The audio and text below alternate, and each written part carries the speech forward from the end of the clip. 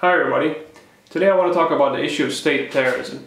The reason I want to talk about this issue is because it's a very important issue which is almost never covered in the mainstream media, despite the fact that it affects so many people's lives. First of all, I want to start off by saying that state terrorism is no more morally justifiable or ethical than regular terrorism. And with regular terrorism, of course, I mean terrorism committed by non-state groups. There is a difference though between state terrorism and regular terrorism. And the difference is basically three big things. One is in funding. States, of course, have a tax base, something terror groups do not. And two is in public support. And three is in the consequences of state terrorism, which tend to be far worse than the consequences of regular terrorism. You don't have to go far back to see an example of this. If you go back to the 2003 US-led invasion of Iraq, that was a massive state terror campaign. And despite that, there was public support for it. There wasn't massive public support for it. I mean, I'm sure most of the US public did not support that. But there still was. There was probably in the 20–30%-ish around there.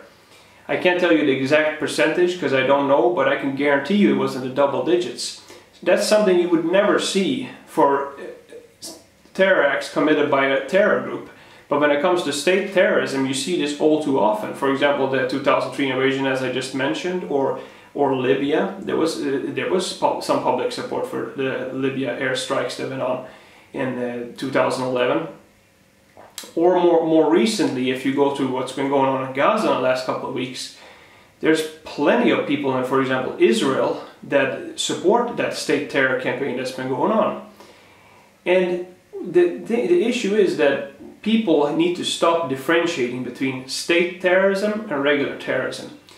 People differentiate from these two things so much that they don't even call state terrorism state terrorism. It's always called something else. For example, now they're saying, well, Israel's defending itself, which is total bullshit.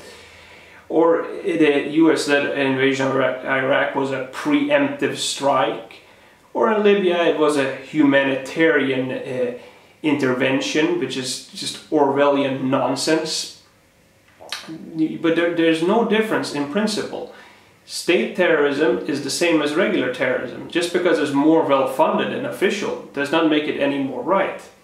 And it is important for people to understand this and stop supporting state terrorism, period. Just like you wouldn't support any other type of terrorism, why should you support state terrorism? It's important to point this out to people, especially people who seem to be sort of okay with and even support certain types of state terrorism. For example, if you meet somebody who's supporting what's been going on in Gaza, you should ask them, so you think it's okay with terrorism? And they're probably going to say no.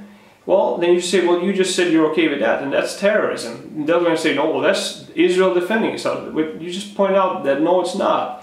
It's state terrorism being committed on civilians. And tell them also that it's no more okay to support that than it is to support an Al-Qaeda attack. The only difference is that the Zionist state, just as other states that commit state terrorism, is far more well-funded, and the consequences are far more devastating. Anyway, that's what I got to say about this issue right now. Thanks for watching.